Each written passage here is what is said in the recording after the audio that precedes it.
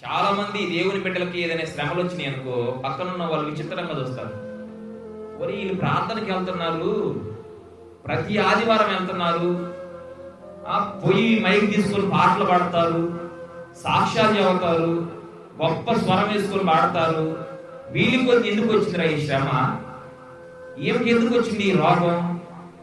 వీళ్ళింటిలో ఈ గొడవలేంది, వీళ్ళింటిలో ఈ సమస్యలేంది అని అవమానకరముగా లోకములో మాట్లాడేవారు అనేక మంది.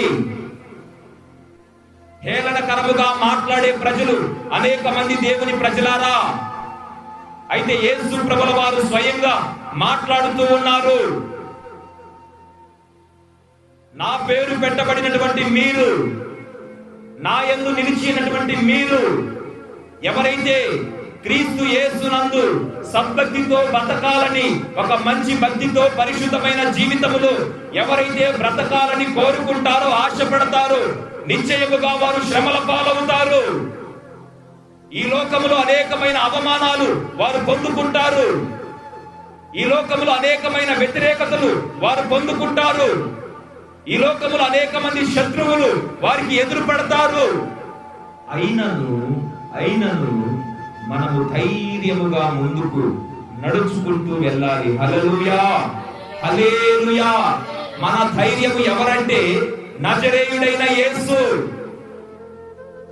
మన ఆధారము ఎవరంటే శిలువలో ప్రాణము పెట్టిన యేసు.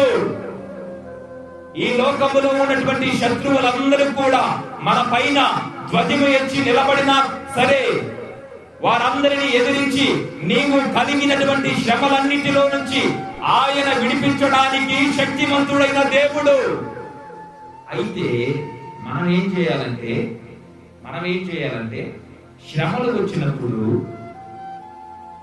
అవమానాలు వచ్చినప్పుడు, హేళనకరమైనటువంటి పరిస్థితులు వచ్చినప్పుడు మనం ఏం చేయాలంటే దేవుని సన్నిధిని వదిలిపెట్టి వెళ్ళిపోకూడదు. అర్థమైందా? కొంతమందికి ప్రార్థనకు వస్తానే ఉంటారు. ఏదైనా ఒక చిన్న సమస్య కుటుంబంలో కానీ ఏదైనా చిన్న సమస్య వచ్చిందనుకో, ఇక మొదలు పెడతారు. ఏమని? ఏం